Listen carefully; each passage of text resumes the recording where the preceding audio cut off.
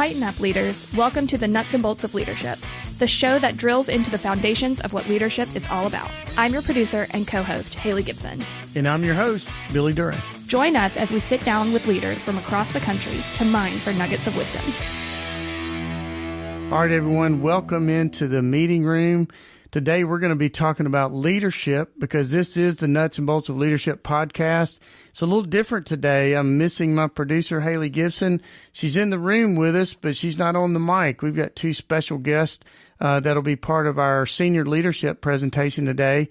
Today, we have Chris Thomas, our Senior Vice President of Distribution, Mark Huddleston, our Vice President of Supply Chain, Erick Ramos, VP of our National Sales Team and Business Development, and Robby Ashley, who is our Vice President of Manufacturing. Several months ago, we had members of our ELT here to discuss our core values. And part of our core values blueprint, in the blueprint, is our core values, our mission statement, and our strategic anchors.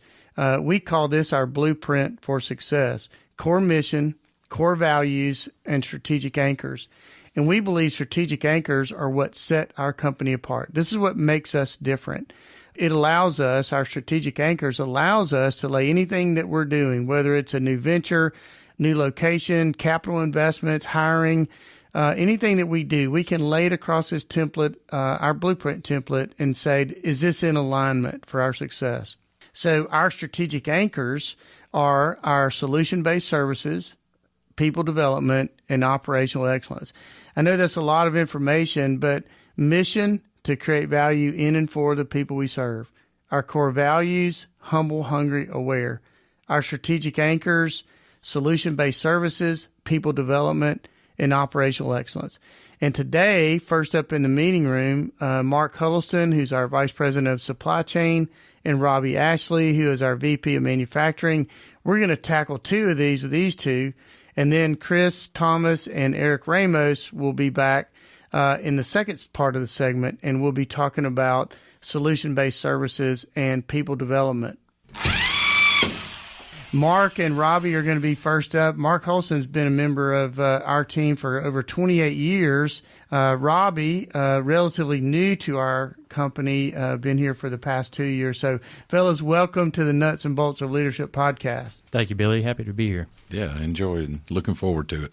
So we have talked about our mission often, and you guys hear it, you guys say it. One of the things I'm excited about today is kind of getting your perspective. You know, we have found out that we have members of our team, a lot of emerging leaders that are listening to our podcast, and I'm looking forward to them hearing from you today, particularly hearing your heart on, because I know both of you are not only good friends, you're great servant leaders, but our mission, Robby, is to create value in and for the people we serve. What does that mean to you personally?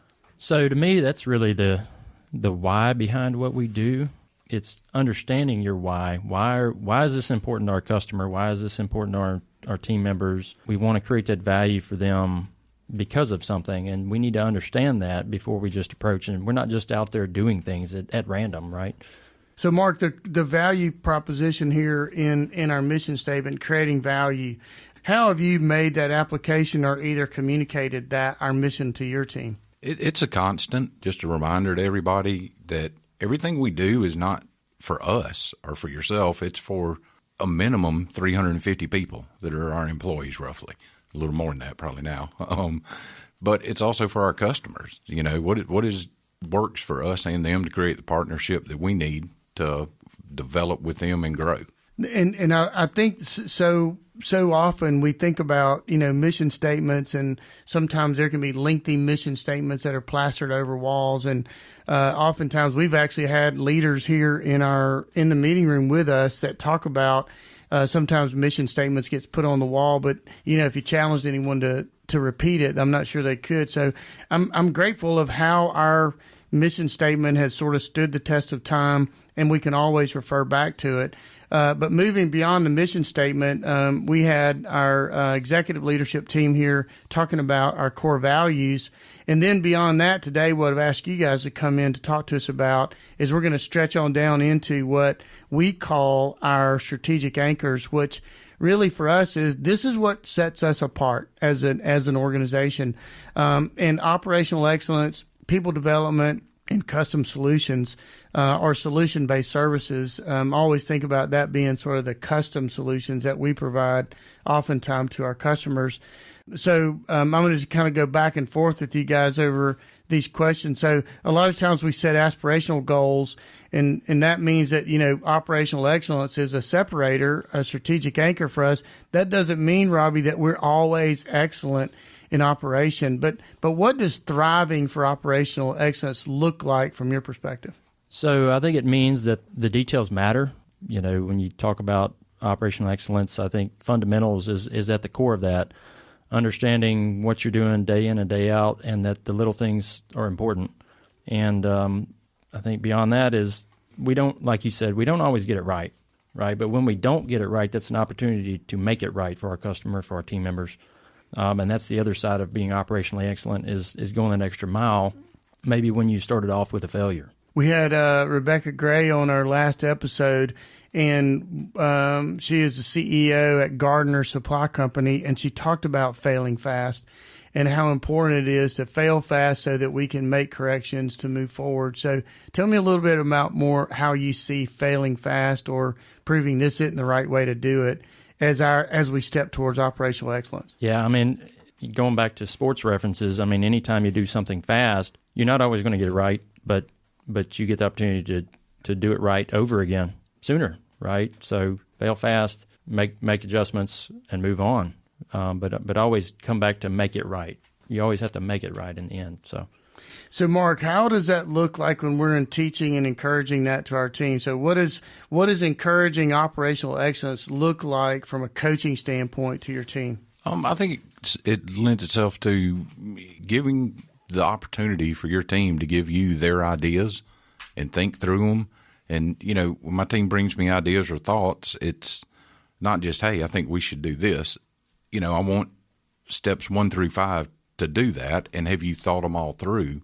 But it's allowing them the chance to have some input and not just going out there telling them what to do. So here, I want to do this next. Let them think it through and guide, and that teaches and trains them, one, that they have a say-so, and two, every time we do something, we should learn from it as a, general rule. So John Maxwell talks about influence, leadership being influence, nothing more, nothing less. What is the challenge when we have this operational excellence as part of our strategic anchors, and someone points out that we're not doing it excellent? We're kind of held to a standard. If we're going to coach and preach and teach this, we better be doing it right too. So what is leading by example? How does that help us in our operational excellence aspirations, Robby? I think, one, obviously you need to set a good example. You need to, as a leader, do the little things right, or at least try to. But a lot of operational excellence is a mindset more than it's an understanding of, hey, we're going to do everything 100% perfect, right? Nobody's that good. Even some of the best companies in the world fail at various things that they endeavors and stuff. So it's having that understanding and an awareness about you that you want to get better every day. It's continuous improvement. It's not there's no end. It's a process. I was coming in the office this morning, and I was walking in behind one of our emerging leaders, and we're cutting across the parking lot, and there was some trash in the parking lot, and they just reached down, picked it up, and walked into the building. And, we often think about operational excellence as being, this efficiency, this machinery, this boom, boom, boom, we're going to get it done, over and over and over. And we talk about the actual mechanics of equipment. But that act of service, in my opinion, was a display of operational excellence. And that is that it's not necessarily my job to pick up that paper, but as part of this team, I want what our company looks like to be part of my responsibility. So I was inspired. by that. So Mark, is it possible though that we could get distracted, or how do we keep from being distracted, or maybe pulling the air out if our goals are too lofty? Is it possible to set too lofty expectations for the team? Definitely. No doubt about it. And that's where we as leaders have to realize, everyone's capabilities or your team's capabilities and make it within reason. If you set a goal that's unobtainable, nobody wants it. When they realize it's unattainable, all you did was create negativity. Because if you can't get somewhere, I mean, everybody wants that in life, something to some extent, some financial, some personal gain, some mental gain. I mean, everybody wants a little difference. But if you can't get to your goal or the goal that's set for you, then there's no point in having it. And, I think that's incredibly on point for something that's just recently come up. We've had a lot of discussions really around our offices about expectations and alignment. If we're going to expect operational excellence, we got to point out what operational excellence looks like. We can't lower the boom on somebody or be critical of someone for not reaching the excellence if we don't set the expectation. So how do we make sure, I mean, I'll let either one of you take this. How do we make sure that we are the expectations and being in alignment with expectations are out there? How do we make sure we do that? All right. Part of that is knowing your people and knowing your team, because everybody on my team that standard varies a little. They all have strengths and weaknesses, and you play to one guy's strength to overcome the other guy's weakness. That's where team comes into play. So that's how I kind of look at it and address it.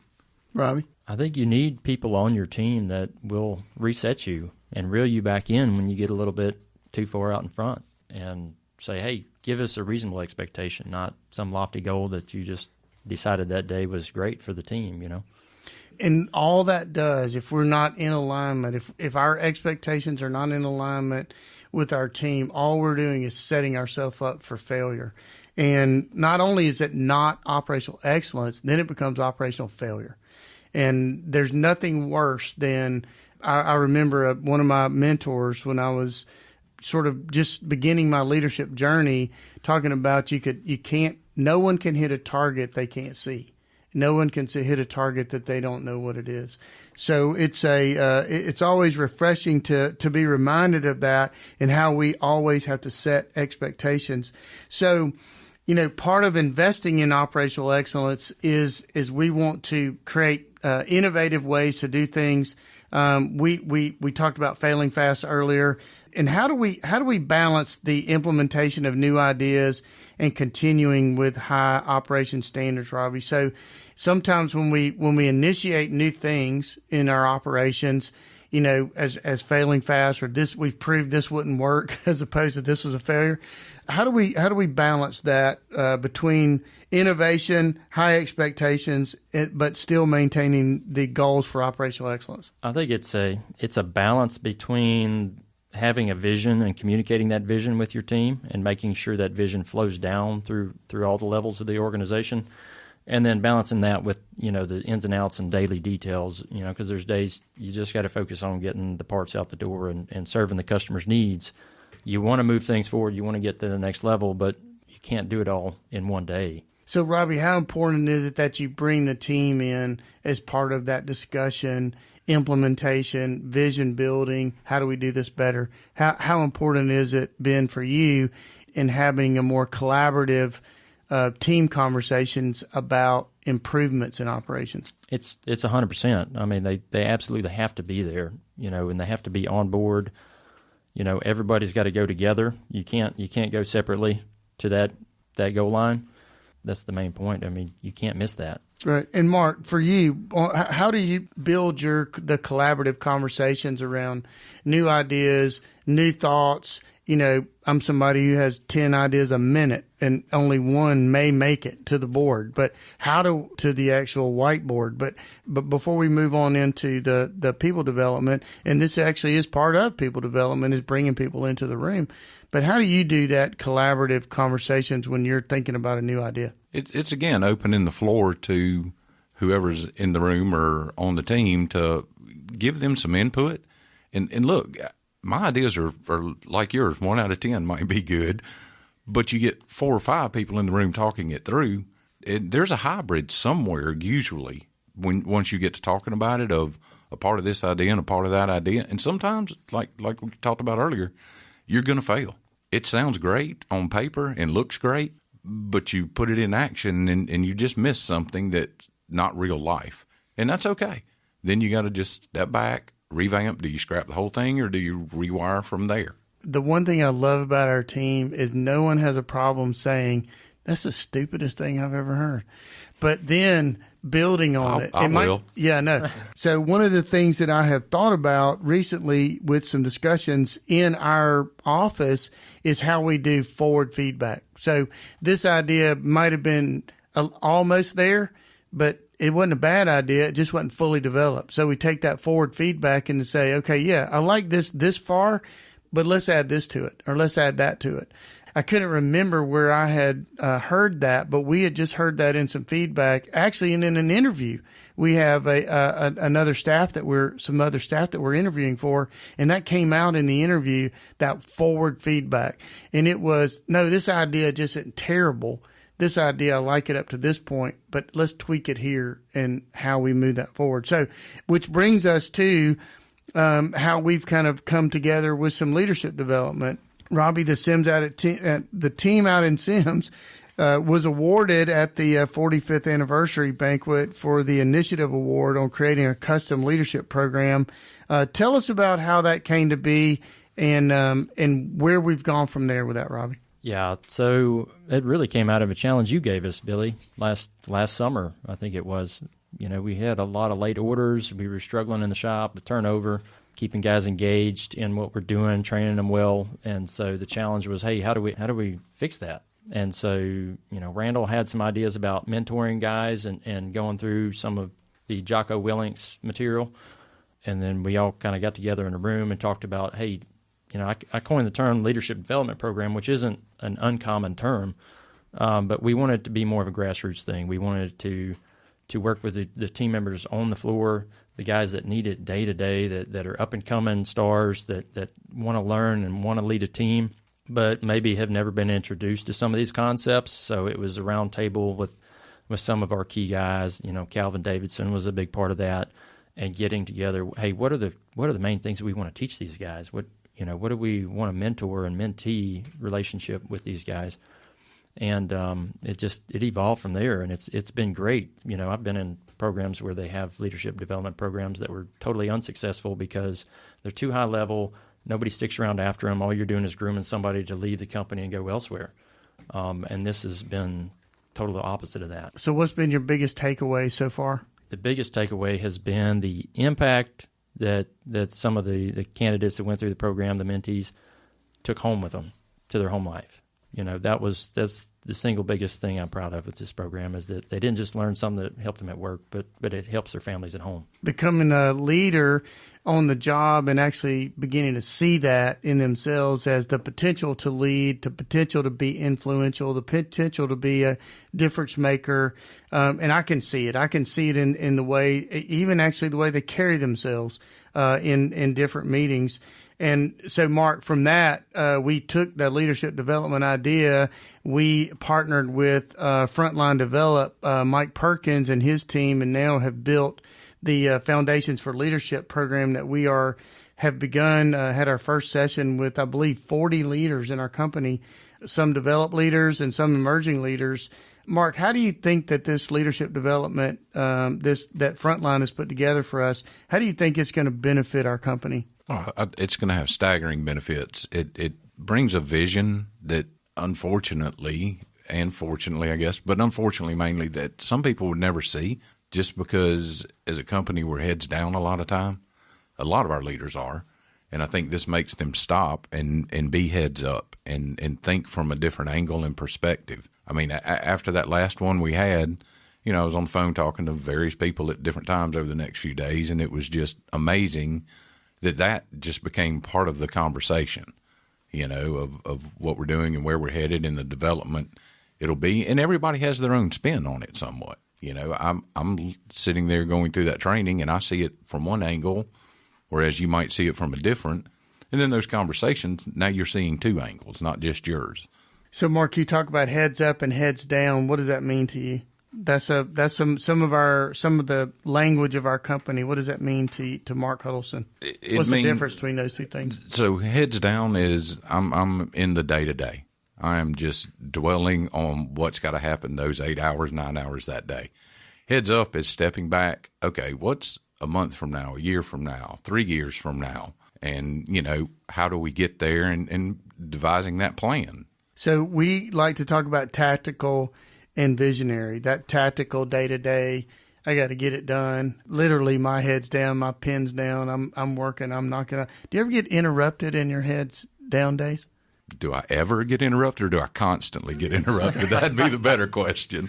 Yeah, there's going to be interruptions. There is. And, sometimes you have to just tell everybody and turn your phone off if you've got something you have to get done that's time critical. And sometimes those interruptions are good. It teaches me how to balance it still, because some days that's hard. And it teaches my team on when to or when not to interrupt and what's important to interrupt with. And I think that's a great point from a leadership development. As a leader, and as you guys are leading your teams, the necessity of the heads up time, the necessity of the heads down time. One of the challenges that we have before this group is to take a day to be heads up, or to take 2 days to be heads up during the quarter, because you really had to work on your business, not in your business. And those two different things. So, managing those time blocks, and, I will tell you that's one of my biggest challenges is managing the time blocks to set aside. It doesn't matter if it's heads down or heads up, framing in that block and saying, I'm going to spend this amount of time on this thing, how difficult that is for me. We want to be accessible, but at times we can be too accessible, and the interruptions become disruptive to the plan. So we've kind of gone through, this has really been a heads down kind of session that we've been going through so far. And, I want to move into a little bit of the more personal heads up type work that we ask all of our guests when they come on to the podcast. Who is someone who inspired you on your leadership journey, and why they inspired you? And then I have a follow-up question after that. Robby, I'll let you go first. Who's someone on your leadership journey? So I would go back to growing up. My dad was a huge influence leadership-wise. He coached us through all our sports growing up, but he was also a middle school and high school coach. And one of the biggest things with him was fundamentals. We did not always have the most talented team. Often we were far from that, but we always competed and usually did pretty well. And that's because he coached fundamentals, doing the small things right. And if you do those well, the big things come, right? The team's going to do well. The other thing I think I learned from him was he had a knack for finding, or has a knack for finding, the right seat on the bus for individuals. Seeking the value in somebody that others may not see and putting them in a position to be successful. Mark? It's funny, a lot of people fall back to sports there if you did sports growing up, and that's where I'd fall back to, and it would be my high school baseball coach, Mike Jacobs, which was kind of a weird time for me. One, in high school, that is a little different for all of us. And two, Mike was new to the coaching scene at that point. So he was learning, and looking back, I didn't see it then, but looking back, I see what he was learning along the way and how he went about learning it some, and that's helped just to think it through. So when we think about the leaders that have made an impact on our lives, you guys are making an impact on young leaders' lives now, and one day then they're in the meeting room and they ask who influencing them. I wouldn't be surprised at all that your two names come up. But from the other side of that, what are you looking for in emerging leaders? What are some of the key characteristics that begin to manifest themselves, that start showing up? And we'll go reverse order this time, Mark. What is it that you're looking for in emerging leaders that tells you here's somebody I need to keep eye on? I mean, the first things I look for are the hungry, humble, and aware. If you don't have those, do you really fit what we're after? Big picture, long term for us as a company. Because again, they're the future. I'm not. My time's getting shorter and shorter every day, and we have to develop those people. But if you're not hungry, humble, and aware, I mean, those are just basic character traits that cover it all. And they're hard to teach if you don't have them from the get-go. So when you see somebody coming along, Mark, is it your strategy to begin sort of tasking them and watching them? In other words, give them a little rope to see what they can do. Is that part of the strategy and how you are watching leaders develop? Yes, definitely. And to also push them to find where that point is of either break or give up or tolerance, whatever term you want to use there. Yeah, let's see what they can take. Not every day, but at some point you have to push them a little bit to develop them. Yeah, Scott Killen has famously said, I don't know how many times I've heard Scott say this, being comfortable with being uncomfortable, that we begin to realize that for me to grow, I got to be a little uncomfortable. This is a perfect example of it right here today for me. This is not my norm, but it's okay. You know, you have helped me understand and get through it and learn how to handle it. It's Excellent. good. Excellent. Robbie? I mean, Mark hit the nail on the head. Humble, hungry, and aware. You know, I see having that discernment, that awareness of keeping yourself between the guideposts of being humble without being complacent, and being hungry without being self-serving, right? And if you see somebody that's kind of navigating that, then they've got it what it takes. You know, I'm also, you know, I'd like to see guys that are seeking and seeing the value in others to try to put the people on the right seat on the bus. So last thing for both of you, just real quick. If you had an emerging leader sitting here in the room with us and they said, how do I get started on my leadership journey? What would be your advice? Get out of your comfort zone. Okay. I think that's part of it. I think that's a big part of it. But also, you know, do what you do good. Don't necessarily worry about your weaknesses. Play on your strengths and find somebody else to bring up with you that covers your weaknesses. Very good. And I think that there's a lot of conversations that we've had over the years in, you know, that old phrase, think outside the box, that I hate, is that you still got room in the box. So do what you do well. I think that's a great wisdom nugget for us, Mark. All right, fellas, I appreciate you coming down, being uncomfortable, spending a little time in the meeting room with us. What an honor it is to serve with you and for you guys to be a part of our team. So thank you for your time. Thank you. I enjoyed it, actually. It's good to be part of. Thank you. Absolutely. Thank you, Billy. Great experience. We'll be right back. Threaded Fasteners is a 100% employee-owned company whose mission is to create value in and for the people we serve. So, if you're interested in learning more about how we develop a people-centric culture, or if you're interested in a customized fastener solution, send us an email at culture@threadedfasteners.com. That's culture@threadedfasteners.com. All right, everyone, welcome back. What a great segment with Mark Huddleston and Robby Ashley talking about operational excellence and our people development segment. During this session, we're going to have Chris Thomas, our Senior Vice President over our distribution, and Erick Ramos, Vice President of our National Sales Team and Business Development. We're going to continue talking about our strategic anchors. Just want to welcome you guys to the podcast. I know that you traveled over from Tampa today to be with us, so welcome to the podcast. Thank you, Billy. Thank you, Billy. We'll be looking forward to hearing your answers as we dive into the part of our strategic anchors is building custom-based solutions and continuing to talk about people development. It seems like everything we talk about recently has been about leadership development, people development, and I just love the way you guys serve our teams. Not only, just like I said to Mark and Robbie, two great friends, but talented leaders who both have a heart to serve. Erick, you have a special announcement that you wanted to make welcoming people to the podcast in the most unique way today, I believe, that's ever been done on the podcast. So how about Yes. Todos mis amigos que me están escuchando, bienvenido a los Nuts and Bolts of Leadership. Aquí Erick Ramos y espero que les disfrute. Excellent. And one day we're going to have you back and we'll have the entire segment. You'll be the host. We'll invite a guest in and you'll be we'll have a Spanish speaking episode. But the problem is I won't know what's being said.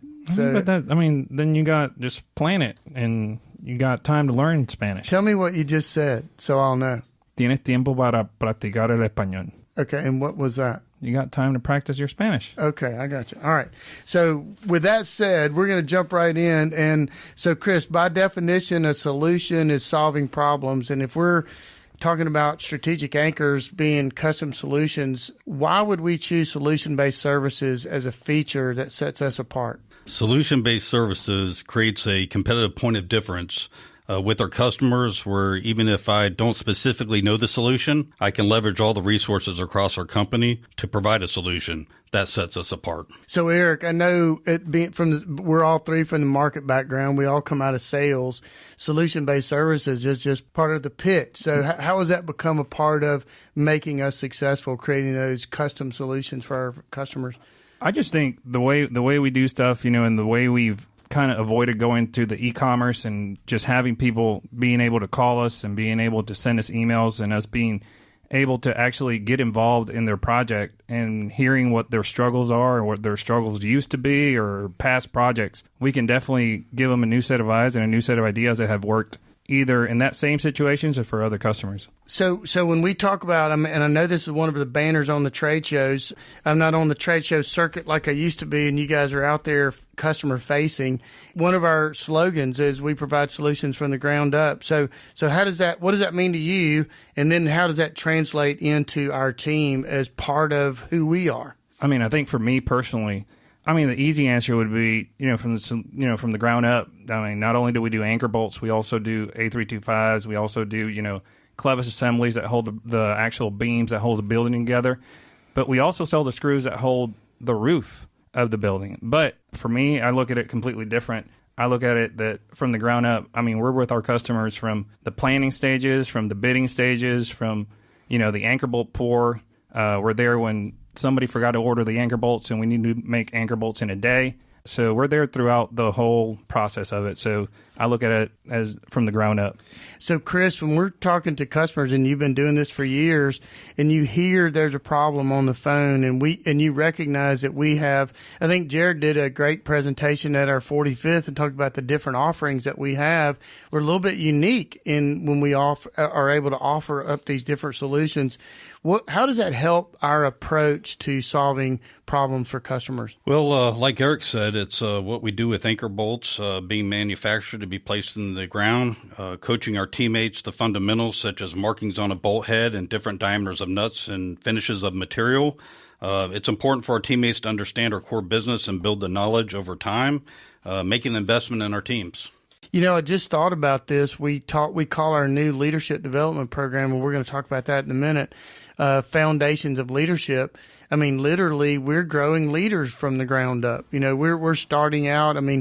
I started out in the warehouse. We started out sweeping the floor, pulling orders. That was part of when you start there, that really is from the ground up. So what we want to do in this podcast, we talk about what leadership looks like.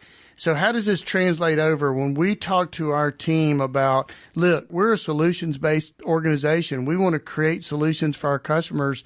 How important is it for us to communicate that to our team, Eric? I think based on being a solution-based company, we just need to be able to hear our customers correctly, be able to be present in the conversation, be able to, not think about already what the price is going to be or what hoops we have to jump through to be able to give them what they need. I think it's just being present in the conversation and hearing that, hey, the customer has an issue and we need to be able to solve it, and it's just not with the price. So when you communicate that to the team, though, how do you believe that it helps them when we rally around a problem to solve for the customer? Do you get the sense that we're including them as a part of the solution and how that may help them? Look, we're employee owners. We all own this company. It isn't a solution for just Eric. No. This is a solution for Threaded Fasteners to solve. So how do you believe that includes and brings them into the conversation? I think being an employee-owned company, everybody has a vested interest in the well-being of that transaction being successful. So getting manufacturing involved, sometimes I would say, hey, yes, the quickest we can do this is 2 days. And then I bring it up to Robby that was here earlier, and he says, no, we can do that in 3 hours. So, it's just bringing everybody's awareness and expertise in their own field to help me, either close a deal or, tell the customer, hey, we're not going to be able to help you out on this one. So, Chris, what does it feel like when you walk out onto the floor to rally the troops around, hey, we got an issue here, I need help? Yeah, one of the solutions that's important to me is, on-time deliveries and quick turns. Those are a few examples. It's important for our team to understand that because if we are delivering our products consistently on time, that will lead to customer satisfaction and repeat orders. Very important that they understand that, and rallying the troops is one of my favorite things to do because I like to get out there and work with them as well. Getting my hands dirty is part of the leadership journey that I've been on, working with those guys hand in hand and having those conversations and telling them why it's important. So, Chris, do you think that it lends itself to building credibility when you go out there and bring our team in? How has that helped you build confidence and trust in you as a leader that you would walk out there and say, hey, I need help on this? How have you seen that manifest itself out on the floor? Absolutely. One, the employees, when you're working next to them hand in hand, you're having conversations. You're talking about their family. You're talking about their sisters, their brothers, their teammates, and their past experiences. Most recently, I was out in Louisville, and I had a gentleman tell me, he knew everything about every sport that there was known to man, and he could communicate it, talk about it, and knew stats that I didn't even think about. And he was an incredible person. And, it just leads to asking the questions and developing that trust. And next time you go out there and ask them to do something, more than likely they're going to jump in and do it for you because they saw you working with them as well. And that's a great feeling to know that when we follow through, we make everyone as a part of the coming to that solution. So, we were talking about this with Robby and Mark in the earlier segment, and we talked about how operational excellence, oftentimes we think about machinery or processes, but operational excellence, I was telling them about a young man I saw picking up some trash as he was walking into the building this morning, and that showed me that is part of operational excellence. They took ownership in how they saw our presentation of our business. So when we talk about custom solutions, it's not just external services to our customers. How does custom solutions become part of how we communicate and encourage our team? Eric? Custom solutions for me internally brings me back to, this is a flash from the past, Ron Cainton days. When Ron Cainton came into our organization and presented us with the Kaizen events, just bringing in people to parts of our business that they weren't accustomed to, and just opening up the floor for them to be able to give their opinion and ask, why are we doing stuff this way? Why don't we do it this way? And just to see and remember the changes that happened in our Sims manufacturing facilities after that first Kaizen event. And it was eye-opening. It's like, you know what? You're right. We're doing it this way because it's the only way we know how to do it. It's the only way we've always done it. And just to be able to change it and be able to, it turned into a solution, not knowing that area needed a solution. Wasn't that the craziest thing you had ever heard, though, when he first mentioned it? Ron Cainton is a former operations manager in our manufacturing department. And the Kaizen event, if I can remember all the details, he invited someone from accounting. Correct. He invited a switchboard operator. He would invite people that had no knowledge of the manufacturing process, standing in a threader, and everyone would watch and ask questions. I'll tell you, I thought that was the nuttiest thing. But what were the results? The results were a lot of changes. The results were, why aren't you guys moving the bars closer to the threaders? Why are we doing it this way? I mean, I can't remember the details, but I know the changes were a lot of them, and they were very, very, when you hear about them, we were like, why didn't we ever think about that? Yeah, custom solutions. Chris, so how do we make that a reality internally, not just externally? We have 350 owners with 350 different wants and needs. As a leader, it's our job to recognize when we need to lean in, whether it's in a development plan, training, coaching, or just being available to help them get through a tough time, personally or professionally. Empathy is important. Relating to those employees is extremely important. And how we came to the idea that building custom solutions, I know both of you have been involved in sales solutions for years, whether it is I've got to find a tough item for a customer, I got to get a quick delivery, I've got to do painting on parts, I've got to do boutique packaging, whatever it is. And for our company and our team, so we've got leaders that are listening. We've got emerging leaders that are listening to this podcast, and you guys are part of the senior leadership group. I'd like for you to just, if you're speaking directly to them, how do you encourage them around to continue to be looking for those, continue to bring those ideas forward? Because really, the role of change doesn't necessarily come from the top, it comes from the all. So how would you encourage the emerging leader listening, Eric, to come forward if he sees a good idea that, or he or she sees a good idea that we could put forward? I think our culture allows that. I think we actually promote, I think in our company, everybody knows that they're owners, and I think everybody's voice is heard at some point, So I just think believing in what as an owner, your idea will be heard. Your idea will be taken, in consideration, and just believing in the process and in our culture. Yeah, Chris, would allow that. How would you encourage our young leaders to come forward with their ideas? Well, first off, hopefully we've developed trust amongst one another where they're certainly comfortable coming and talking to myself or others. We definitely encourage the collaboration. Matter of fact, we have quite a few groups that are working within our company. I believe you call them, Billy, teamships. So, getting those groups together, making their voice heard, listening to them, and then acting on what they ask you or what their idea may be. And that way they know they're being listened to. Yeah, and I was telling Mark and Robby earlier, we were talking about how ideas come forward, and it's so good to know that I can come forward with an idea and feel very comfortable that I could have 5 or 6 people say, that's the stupidest thing I've ever heard, and that we have an environment their ideas can come forward because, what you might think is a crazy idea might be the very thing that we've looked for. So, guys, as we kind of shift over to the people development, we've been talking a lot about leadership development over the last several years now. And, we initiated a leadership development program out of Sims. And from that, we now have engaged with Frontline Develop with Mike Perkins and his team. And, we talk about leadership and what it looks like. What are you guys looking for? What are the attributes in a young leader that you begin to see in someone that you might say, this is somebody we need to keep our eye on? Chris?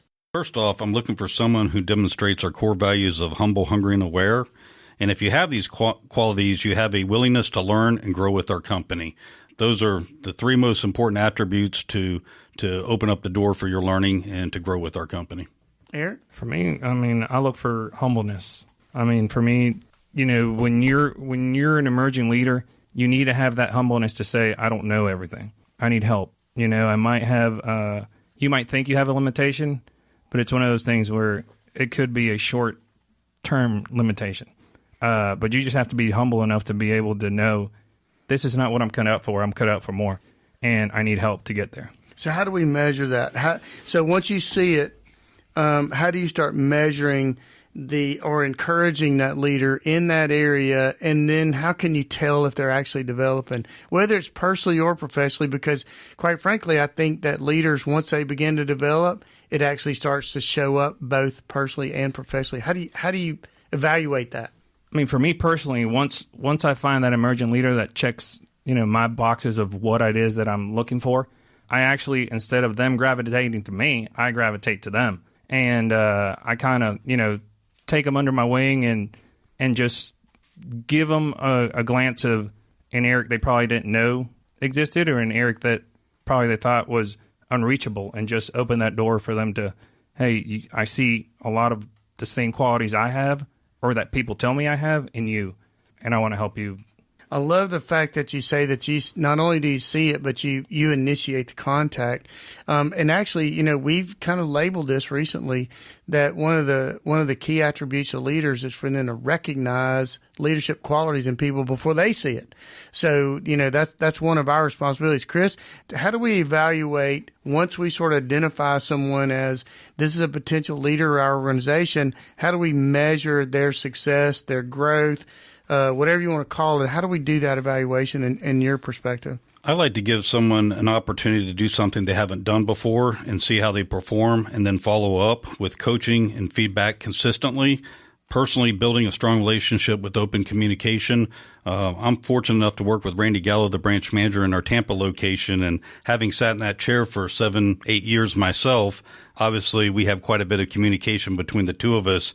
But my feedback, my guidance, my coaching has turned him into a more effective manager, and he's definitely a different person today than he was 5 years ago. So, Chris, what would you say to the one who is, so you got Randy, different personalities, you and him have different personalities, but some similarities. And, I have worked with leaders before. If I tried to make them just like me, it would frustrate them and me. How are you able to help coach even when you recognize somebody might do it differently than you? I would recommend a book reading, finding a book that you both mutually can read together, analyze it, study it, and get different viewpoints, and learn together and learn how you can both improve your leadership qualities. So I know when we did our book club a couple of years ago, I know you were assigned with a young leader. Tell us about what that was like. I think it was Christian Loden, our division, our operations manager at Morse Hill Road. Tell us how that went with Christian and what you saw in him and how that book helped you do just what you just explained. Well, first off, Christian was very apprehensive from the get-go. He didn't know Chris Thomas, and I really didn't know Christian Loden. However, that book brought us together. We had some difficult conversations. By the end, he opened up, and I actually saved my book that, Billy, you originally gave him, and I read that note that you wrote in my book to me, and he was really caught off guard and emotional when I read it to him. Well, Christian is one of those emerging leaders that we have watched grow up in the organization, and I think that book club, to bring to your point, Chris, I think that book is a great way to engage with young leaders, because the book is pointing out things instead of you pointing out things. The book kind of gives you mutual ground to stand on. So one of the things that we like to ask all the leaders who come into this room, and this kind of turns more personal here, as to talk a little bit about your own leadership journey. Tell us, Eric, someone who influenced you as a leader, and how does that spill over into the leader you've become today? I mean, for me, obviously, once you hear the introduction, I am born and raised in Puerto Rico. And being born and raised in Puerto Rico has been a blessing in my life, because it has given me the opportunity to be fully bilingual. But having said that, I'm going to say my dad. He was the president of the largest TV station in Puerto Rico for over 40 years. And I kind of get emotional on this. And being constantly, talked about on newspapers and on gossip shows for every decision, either good or bad, he made with TV stars.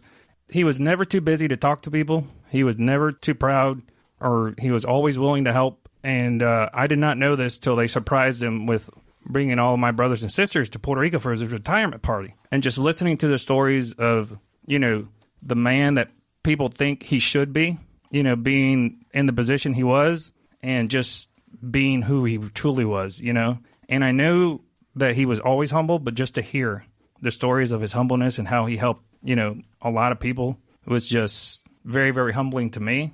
And it's what I strive for. And it's an attribute that I see in you. I had the pleasure to meet your dad when we were down in Orlando a year ago, maybe 2 years ago, and just to see him, talk to him, I can see so much of you in your dad, and I appreciate that. We were talking about this earlier.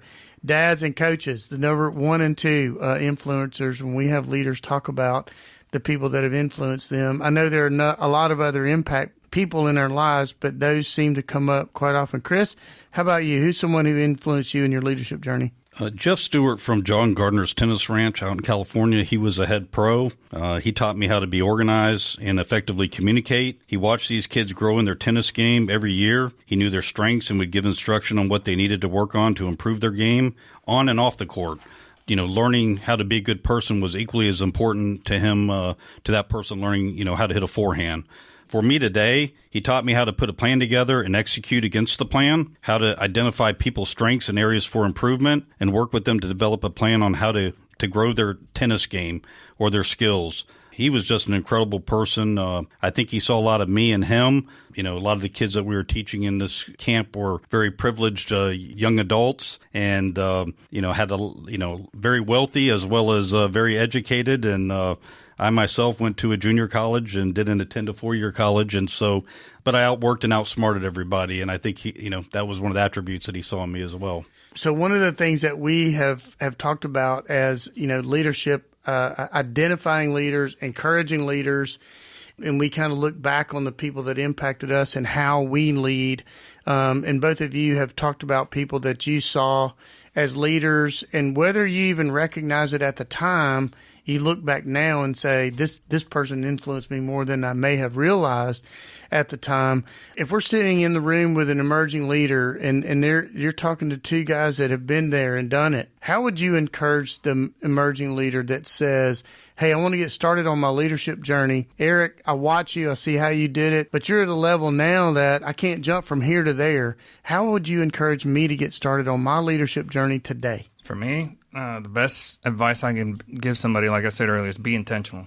Be intentional and muster the courage to go to that person that you admire or you see some qualities that you want to emulate. Go to that person. Let him know you look up to that person. Let him know, hey, I enjoy the way you do this. I really, really enjoy this attribute you have. Because I can assure you that person might not even know he's influenced you. Might not even know that the way he acts, the way he talks is being looked at. And for me personally, I'm batting 1,000 when I actually go to somebody and say, hey, I want you to teach me to do something. So I would recommend everyone just be intentional, be humble enough to know that you have your limitations and you want to overcome them, and just have a open line of communication with that person. And just be intentional. Chris? Speaking from experience, I'm fairly new in my journey, but read as much as you can about leadership. The other day I picked up a book and I read maybe 5-6 pages and realized how much I enjoyed reading, and I wish I would have done more of it in my youth. But make it known with your manager about the desire that you have in a leadership role. Take advantage of your opportunities when they come your way. Years ago, I had a job with Sports and Rec, and I was offered to move to Rochester, New York, and uproot my family. And had I not done that and taken that opportunity, I may not be sitting here today. So seizing those opportunities and reading as much as you can, as quick as you can, because boy, do I wish I would have. Yeah, and there's risk in that. There's a little bit of risk in when you step forward as a young leader to say, "Hey, I want to do more.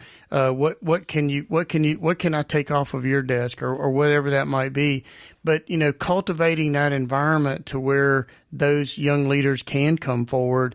We want to continue to build our culture. This is one of the reasons we had you guys on the podcast today, was we want to talk about not only our mission, not only our core values, but actually what kind of sets us apart as an organization, because we want people to hear that, and hopefully that will continue to attract our young leaders and develop leaders to this organization. So, guys, I wanted just to tell you how much I appreciate you being on the podcast today. This has been a little bit different. Haley is usually here on the microphone, keeping us in bounds. She's over in the corner, making sure we don't get out of the way today. But thank you for spending a minute on the podcast today, Chris. Thank you. Thank you, Billy, for having me. Eric, thanks for being with us. Thank you for the invite. All right. This is the Nuts and Bolts of Leadership podcast, and we'll be right back. All right, everyone, welcome back. Haley, what is a different episode? You're sitting over in the corner. What'd you think? I don't like it. It felt weird. I was like out. I was looking in on like this whole group. In the bubble. You're looking in the bubble. And it was a different experience. But I will say that in sitting over there, I kind of felt like what a lot of our listeners are probably feeling is, I want to ask a question, or, I wish they would talk more about that, or, all of these other things where if you're out of it, then you kind of want to be in it. And I think that there's a lot to learn in that. My appreciation for the leaders that we have in our company just continues to grow. When you listen to the quality leadership, not just the technical, the tactical, it's the servant leaders that were here. Mark and Robby and Chris and Eric really do speak towards what our core values are: humble, hungry, aware. It was interesting that Chris and Eric both brought that up as part of their evaluation of leaders. And I think Mark and Robby would have said the same thing if they would have been asked it in a different way. I mean, they actually all talked about humble, hungry, aware and how that is impacting their evaluation of leadership. And Robby talked about this a little bit, and when you asked him about our mission statement, he said that's the why. And today we're talking about our strategic anchors, and it's more so what we do. Like this is what we do as a company, but it's also who we are a little bit. So and the why is our mission statement. So if we talked about our blueprint earlier, you can kind of visually see the who we are, what we do, why we do it, and our strategic anchors are a big part of that. So what was your biggest takeaway from the episode today?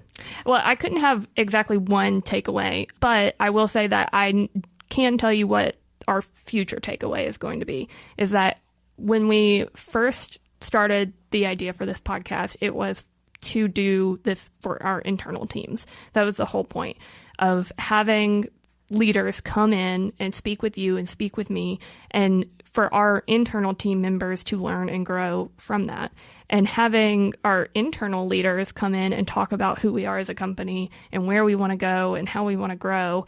is a huge part of the whole our mission for this podcast. Which is exactly why they're here, and just so appreciative. And again, part of the CEO's responsibility in leadership is to future-proof the organization. And when we see leaders like what was in the room today, the work that you're doing, the work that our emerging leaders that are coming up in our organization, it gives me a great sense of security that our company is not only in the place it needs to be, but also in heading in the right direction in leadership development. So I've told people many, many times, I want to be the Fastener company, the leadership development company posing as a Fastener company. So Haley, till we meet again, tighten up. Tighten up.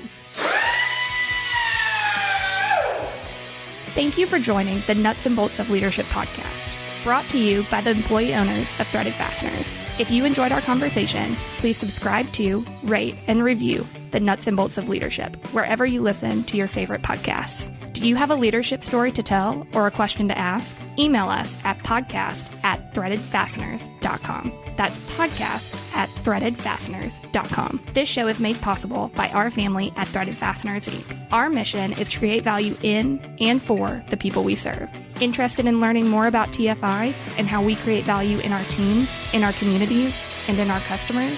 Visit threadedfasteners.com. Thank you again for listening. I'm your co-host and producer, Haley Gibson. And I'm your host, Billy Duray. This show is edited and produced by Johnny Glenn and our friends at Deep Fried Studios.